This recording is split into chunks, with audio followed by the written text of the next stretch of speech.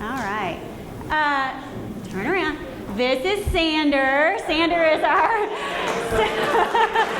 I caught him. This is Sander Wolf. He's our organizer for the event. Thank you, Sander. He's organized a great day for you today. Couple new things to the conference. Thank you, Sander. We have food trucks outside today. So, you know, if you've been here before and you're like, I can't eat any more chocolate, I need real food. I know, we don't really understand, but we have food trucks here today, so you can just stay all day. We're not done until 4 o'clock. You got some great classes all day. And great classes that last until 4. Also new to the event, we have a Lost Oak Winery is here. So if you're one of those people that's like, I love wine with my chocolate, Lost Oak Winery is pouring and selling in the main room. So enjoy that as well. Also new this year, the event is a complete sellout. So thank you to those of you who have continued to come every year. It gets bigger and better every year, so thank you for your support. I'd also like to thank our sponsors, Whole Foods Market Addison. I think we have somebody in the room from Whole Foods. Did I see? Yes, Whole Foods Market Addison. Yay, thank you, thank you. Thank you, thank you. And they were selling tickets this year, paper tickets for us at that store, which was fabulous. Also, Hotel Intercontinental is our sponsor. Chocolate sponsors, Valrhona and Cacao Berry, Calabo. Other sponsors, Truffly Made, TCF Sales, and Perfect Temper Kitchen. So thanks to our sponsors, it helps us put on a great show. All right, Chocolatier Roundtable. Look at all of our Dallas Chocolatiers here. So for those of you who have been here before, this is our time to just kick off the conference, and you get to hear from our local artisans who are making the DFW scene, chocolate scene, what it is today, and it's grown so much in the last few years. We're so happy to have most of you guys back with us. We have a few new faces. So what I'd like to do is start off with introductions. And so I'm going to ask, we're going to go around the table, do a quick introduction, tell us your name, your business name. If you do have an actual retail store, tell us where you are. And if not, tell us where you're sold or where we can find you. And then we had quite a few questions submitted from the audience. So we're going to actually go with your questions this year as we talk to our chocolatiers. So let's start off at the top row. Start off with the mansion. Thank you guys for being here. Go right ahead. So, Nicolas Bruin, I'm professor chef at the mansion. We don't have a retail store, but in the restaurant we sell a lot of chocolate desserts. Can we do it again with the microphone? My name is Nicolas Bruin. I'm the pastry chef at the mansion. So we are a hotel restaurant. We don't have a store, but we do a lot of great chocolate dessert at the mansion. So come to enjoy it. Oh yeah, and we all know the mansion, right? Yeah. I'm Catherine Klappner, and I own Dude Sweet Chocolate. We have 3 stores, one on Lower Greenville, one in Oak Cliff, and one in Fort Worth. And then we also sell to anybody that will buy. So there you go. I'm Rain McDermott, and I'm the owner of Dallas Caramel Company. We do not yet have a retail location, but we have signed a lease, so we will be opening in March next year at the new Dallas Farmers Market. So we're really excited about that. And but there are a handful of retailers that do carry us, and that's on our website.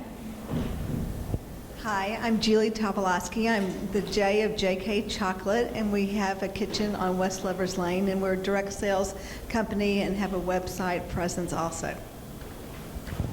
Hi, my name is Katie Priori, and I own Bark Chocolate. It's in Dallas, and I wholesale to Carbone's, the Jewel Hotel, Bolsa Mercado, Dallas Yoga Center, Patrick O'Hara Salon, 1111 Salon, Deep Ellum Postal and Grocery, and I think that's all, but I love making chocolate, and I'm really honored to be here with all these great chocolatiers. Thank you, Katie. I'm Kevin Wenzel with Wiseman House Chocolates, who started 18 years ago. If you go to wisemanhousechocolates.com, you'll find several retailers in this area and then throughout Texas. We just, for many years, people have been asking us to do a chocolate club. So we're launching October 1, chocolatesubscriber.com, where we'll ship chocolate directly to your door. So you can check us out at our booth today.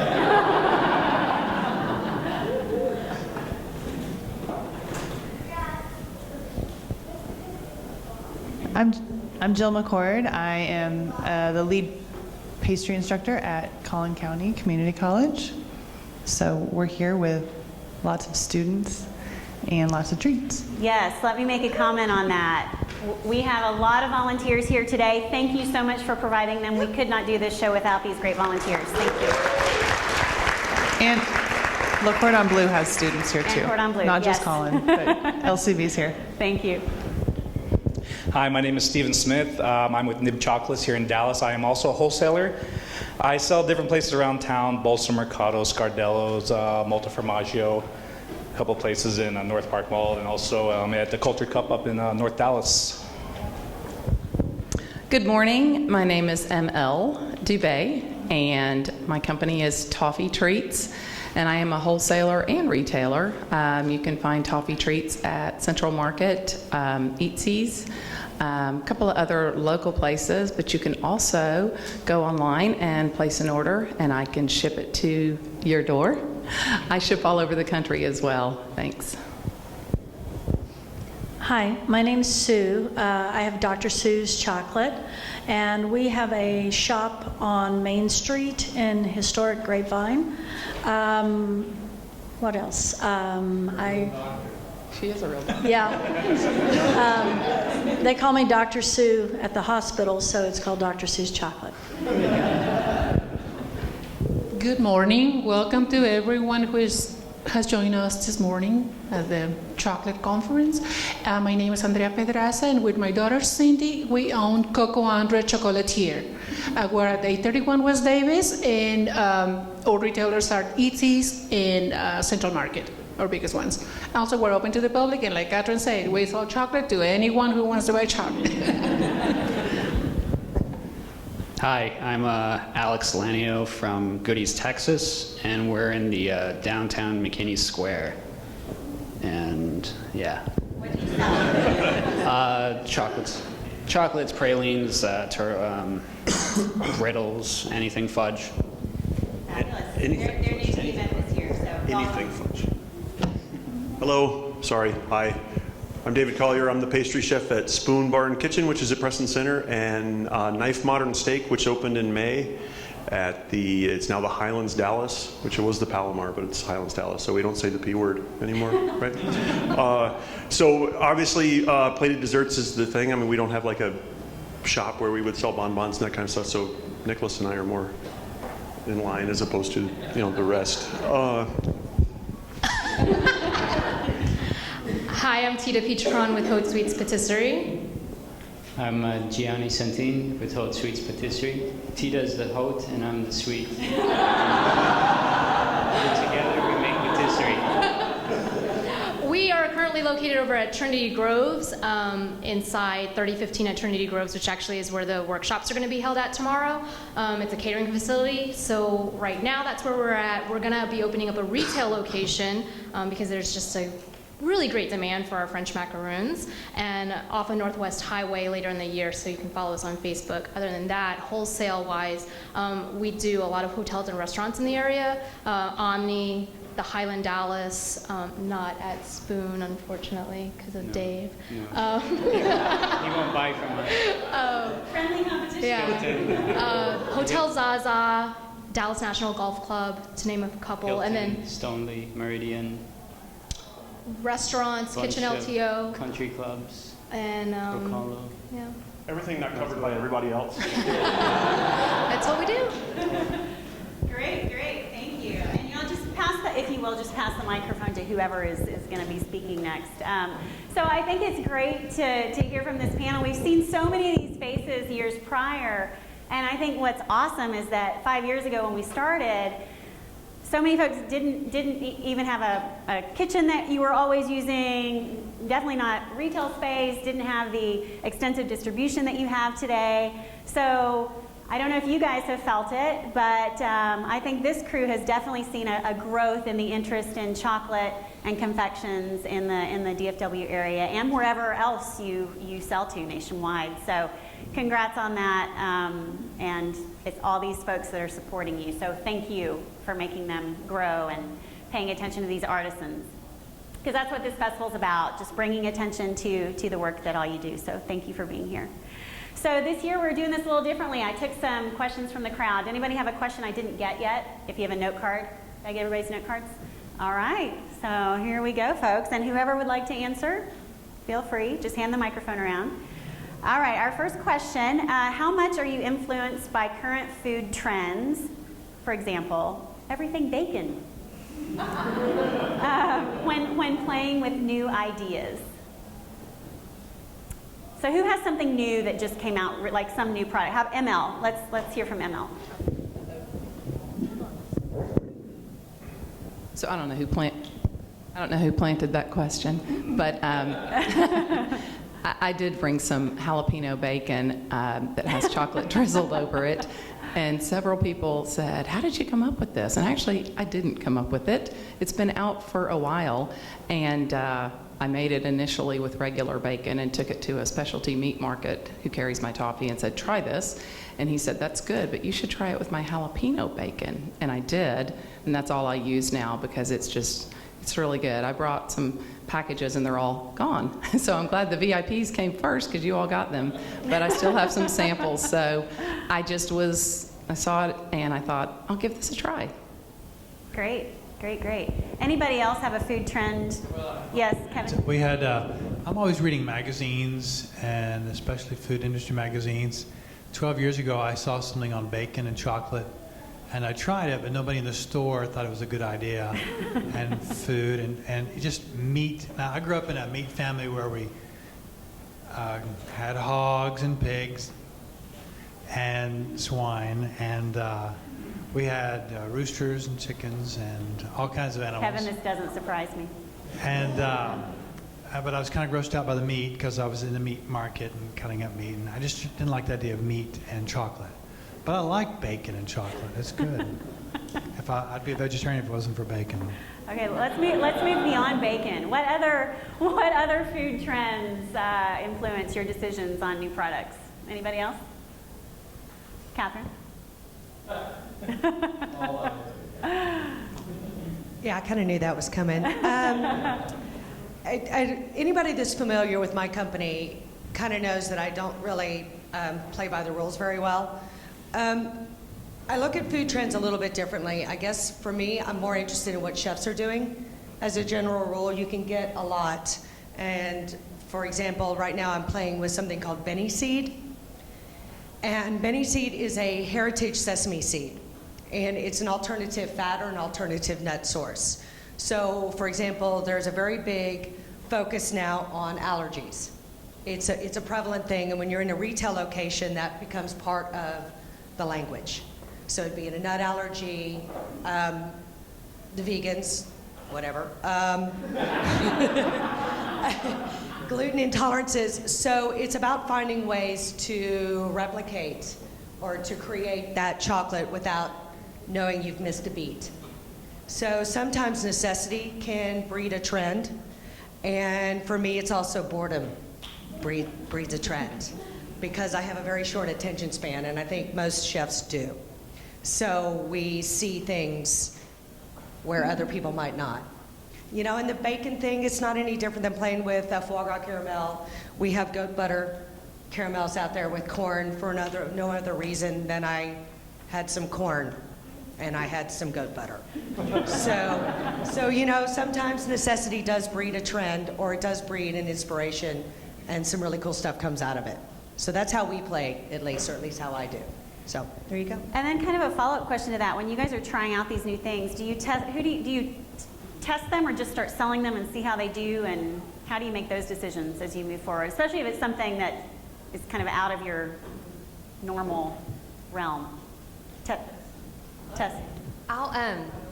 I usually test with my close friends and family, but last month we dropped one of our caramel flavors. We dropped our amaretto, and I wasn't sure what to replace it with, but I like ginger, and apple pie, it's kind of that season, so I put it out to the fans. Everywhere we went, every farmer's market, every event we did, we sampled both and had people vote for us. I kind of didn't want the pressure of making that decision myself, so I just put it out there to you guys, and apple pie did win by a slim margin, but apple pie did win. So I think it's a good combination of the people that you work with, as well as the people that are going to consume that product. So your feedback is important? Very important. Yep. Okay, how about another follow-up to that question was, if it's not a food trend that might inspire you, any other, like where else do you get your inspiration when you're coming up with something new? Travel? What? Coffee inspiration. A caffeine inspiration. Oh, wait, let's get the microphone, please. Say, customers have given me some great ideas. They've also given me some ideas that are like, no. Do you make sugar-free toffee? No. Wait, tell us one of the bad ideas. What was one? Somebody asked me if I made sugar-free toffee, and I'm like, really? Are you kidding me? No. Down here. Thank you. I was just saying coffee. After a good espresso, I'll get a good idea. Nice.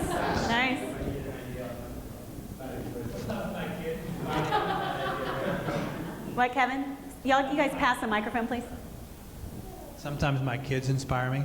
Your kids? My wife. Yeah, just Yeah. talking around the dinner table, and they'll say, "Dad, why don't you do this with chocolate, or why don't you do that?" Yeah. And sometimes I've already done it, but sometimes it's new, and so we just experiment. Yeah, I think the kid impressions on creating products. So I'm from Austin, and there's a gelato maker there who's competing in the world finals right now. Yes, Teo. But so his kids inspired him to make a Captain Crunch flavored gelato. And adults love it. The kids actually don't really like it, but it's one of those memories of childhood, and then very unexpected. Captain Crunch gelato. All right. Anybody have a wacky kind of kid flavor that came up from development with interaction? Special K cereal dipped in chocolate. Special K cereal dipped in chocolate. Yes. Okay. And it is popular. You have that right now as a product? There you go. And I have a kid flavor. It's an adult flavor too, because it's one of my favorites. It's Gummy Love, and it's milk chocolate with mini gummy bears. And it's beautiful to look at. It's fun to eat, and it is liked by everyone, old and young. It's across the board one of my favorites. Awesome. Yes, Andrea. To me, aromas. When I smell a perfume or something, I always think about how can I blend this with chocolate. Because, about a few years ago, I got a request to replicate a perfume, and I was able to do it using natural flavors. So, What was that? I'm curious. Coco Chanel, Chance. The four most popular. You made a chocolate replicating Chanel's to be paired Chance with that. fragrance. Yes. Can I ask what the aromas were? Okay, the base one was grapefruit. Wow. And for the blue, it was ginger. So that was the strongest aroma in those. But remarkable. It was very interesting to be able to match those four aromas with the perfumes and the flavor. Oh, very intriguing. I just wanted to add one other, somebody, when I was presenting and talking about my toffee, there was an ice cream maker in the room, and he came up to me afterwards and he said, "I would love to make my ice cream with some of your toffee." I said, "Okay." So he has been making ice cream with my toffee in it. He has a ice cream shop in Plano, but he also sells to restaurants. He is in like 500-600 restaurants, and about 3 or 4 of those restaurants buy the ice cream from him. So he keeps me busy with 50, 75, 100 pounds of toffee for him to make the ice cream. So. Yeah, and that's a great point too. So does anybody else have a partnership like that where where someone else is using your products in there? So Catherine, you have some partnerships? We have a lot. Yeah. So the strongest one has been running for about, not needed. Strongest one is probably been Breckenridge Distillery out of Colorado. So we've been running that partnership with them for about 4 years. So we work with their high rye bourbon. We're going to finish up with their vodka, which is a very mineral, it's kind of like the vodka of a Hendrix, so it's got that very herbal sort of vibe going on with it. So we do that. I just partnered with a roaster roaster. So I've got some really cool stuff coming in from Yemen. Let's see, what else? I've got 4 frozen makers using some of our stuff for their treats, and then about 50% of the roasters in the city are using our stuff for their ovens. Wow. We are really aggressive. So Awesome partnerships. yeah, but it's like finding stuff, you know? I mean, we have an advantage because we've got 5 years in. I mean, it doesn't seem like much, but I'm really lucky with the staff that allows me to do that. Congratulations. That's the key to it, right? But the Breckenridge one is really cool. It's a pretty cool distillery. Hadn't even heard about it. And Casa Drago is tequila as well. Ooh. Alcohol and chocolate. Let's do it. Let's do it. Okay, and something that you'll also hear as you listen to and talk to the chocolate makers that are here, Potomac, Amano, Bakari, the folks who make the chocolate themselves from the bean, from the agricultural product, they have a lot of neat partnerships too. So I encourage you, pay attention to what these partnerships are, who's using what. It just enhances, again, our artisan community supporting one another. Okay, I'm going to move on to another question.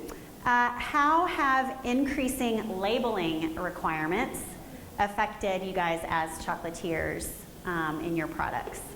So anybody who has to label, so versus, not our bakers. Kevin? I do a lot of, everything is labeled, a lot of stuff. I think it's just transparency, so the customer knows what's in the product, whether it's gluten-free, whether it's non-GMO, or has peanut butter in it or not. It doesn't really change anything, just lets everybody know what's in it. Sorry. I'd like to echo that. I think it's been a really good trend because we have so many customers that do have one of the big 8 allergen issues, or they have a gluten intolerance or a dairy intolerance, and it's a real advantage these days that people can read the labels, know what's in their food, feel good about it. If they feel strongly about GMO products, they can find out if something's non-GMO. So those are, I think it's a really good trend to see what's on the labels. Anybody else? So I have a question to the audience about that. What do you pay attention to on labels? Is it mostly allergy information? Raise your hands. Allergy information? Only a couple hands. Calorie, sugar, fat, that sort of thing? Yeah? Sugar. The more sugar, the less chocolate. There we go. Yeah? The fewer ingredients, the better. Yeah. Ingredients. Yes? Stuff you can't pronounce, you don't want to eat it. That's right. I'm surprised at how few people look at ingredients. Yeah. I've always looked at ingredients since I was a kid. That taught us. But when I tell people about our sipping chocolate, I say, if you look at ask them what's your favorite drinking chocolate, and have you looked at the label? They never look at the label, and it's usually made of high fructose corn syrup solids, which is basically cremora, powdered cremora, and so. Yeah. When you drink that, and you find real chocolate to drink, it's a big surprise. Yes.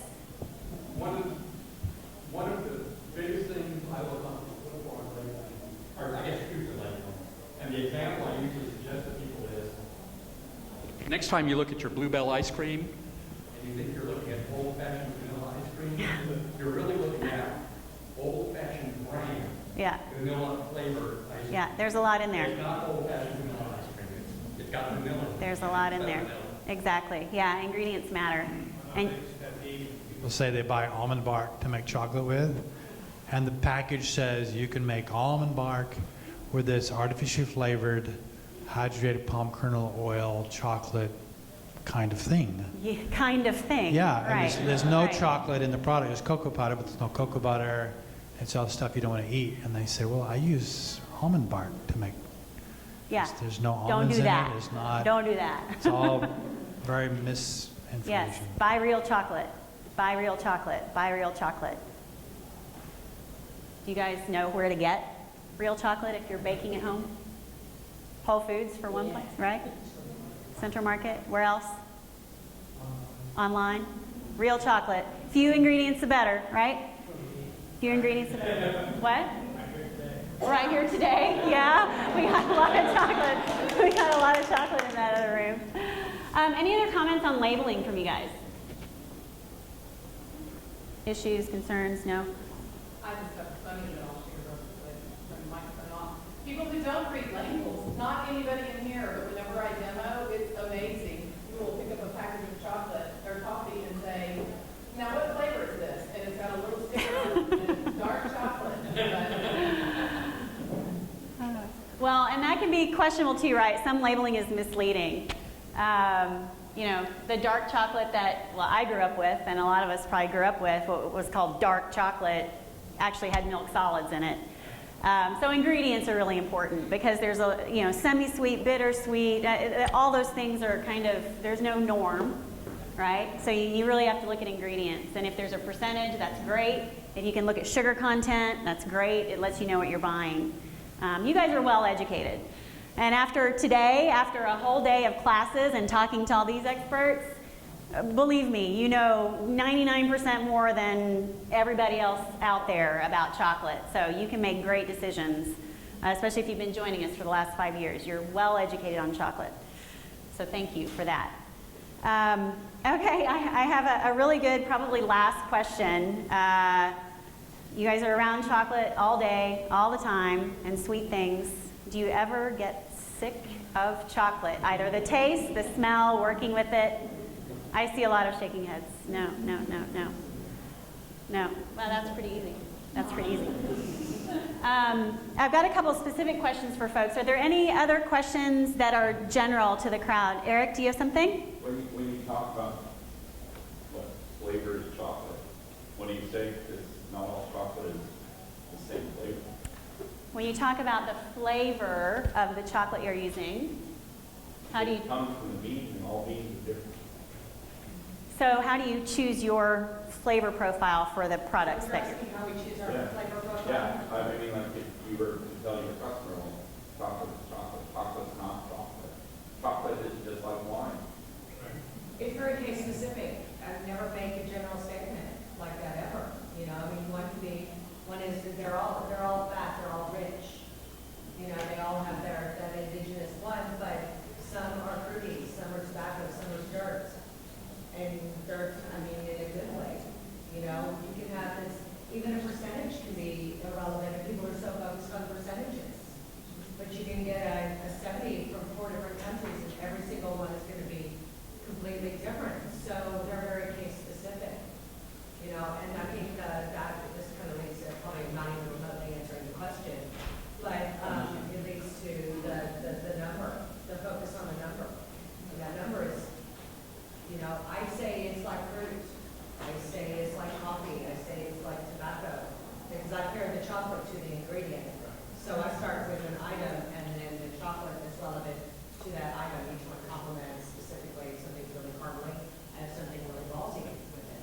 You know, so it's not too sweet. It's not sweet and sweet. So we describe it as its profile and relevant to the item in itself. That answer it? Yeah, and thank you for bringing that up, Eric and Catherine, for your comments. And actually, one of our sessions today, the session at 3 o'clock this afternoon, Kristen Hard from Cacao Atlanta Chocolate Company and Kate Weiser from Kate Weiser Chocolate have a whole session that is going to address how you choose flavor profiles based on the craft fine flavor chocolate you have, how you choose those flavor profiles and incorporate them into your confections. So that's our last session of the day at 3 o'clock this afternoon. That's very specific to that topic. So if you're interested in that, stick around. Please, please, please. I think if you have trouble, and most of you in here probably don't, but if you have any trouble appreciating the flavor profile by itself, sometimes if you start with a single origin bar or a single origin sample of chocolate, which is, just as Eric mentioned, it picks up the flavor of the earth and what grows around it, just like wine does, and it's going to have all of these very specific notes.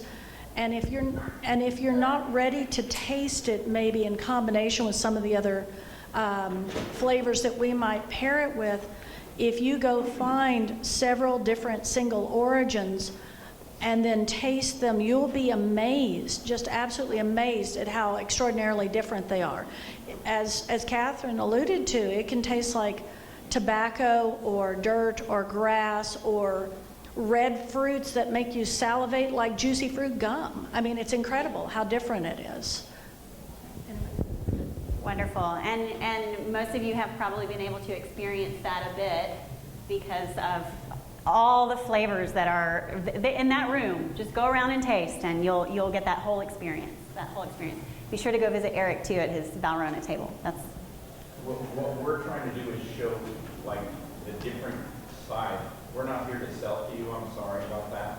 We'll certainly let you taste what you want, but we're showing the sugar. Like milk chocolate is made up of 4 different ingredients. So we're showing sugar, we're showing milk powder, and what you can do within the conching process in order to give chocolatiers or whomever the ability to take the ingredients that go in chocolate and then ultimately come to your palate. So sugar, milk powder, we roast it, etc. And we're only showing 4 different kinds. So come and taste it. Yeah, taste. Okay. We're going to wrap up with one more question, unless somebody else has something. You have a question. You want to stand up? No? Okay.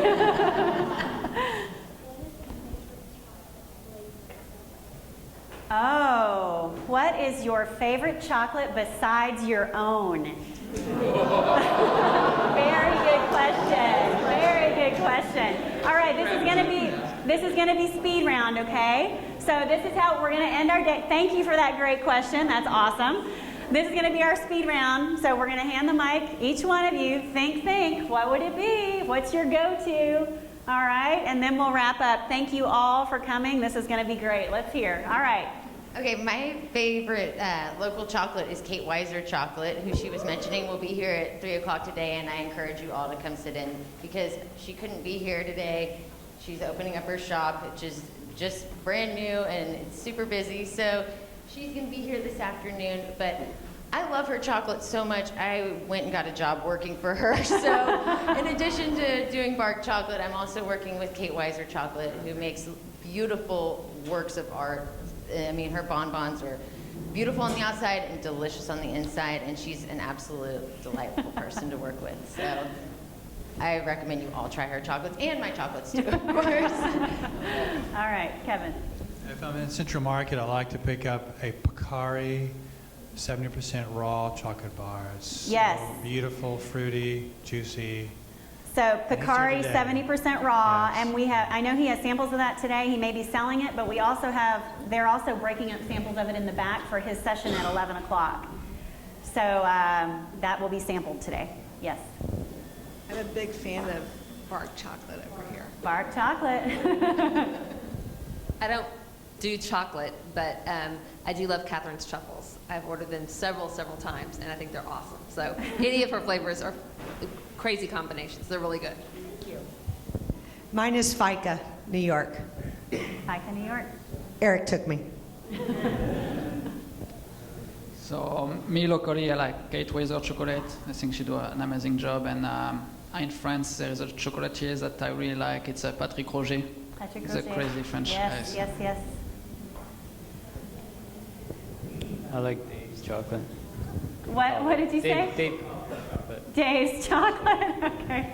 Out of Las Vegas, Jean-Marie Auboin. He has amazing chocolate, and he's an MOF. So he's That's enough, right? Slings over. Not yet.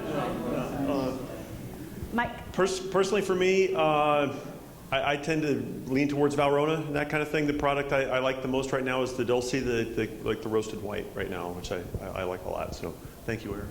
Yeah, Dulce. That was Dulce. Valrhona's Dulce. There was a place up in Rhode Island called the Sweet Shop, and they had some very good truffles that I still enjoy. Awesome. My truffles and also all the dark chocolate that I can get. I can taste all those profiles like one after the other, and I'm good with that. Michael Ricciuti from San Francisco also. Michael Ricciuti from San Francisco. Yes, yes, yes. For me, it's Patrick Roger. Patrick Roger. I'm with Andre. I love any dark chocolate. Just give it to me.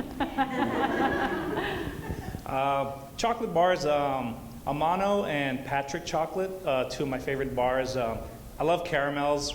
Actually, I like making caramels. I don't really eat that much chocolate. Not because I don't like it. I like to make it. But I think for caramels, it'd be Jacques Genin in Paris. Yeah, and they have great chocolates too, but I love the caramels there. My last Wonderful. one. All right, guys. Well, that concludes. Thank you so much, Chocolatiers. Thank you.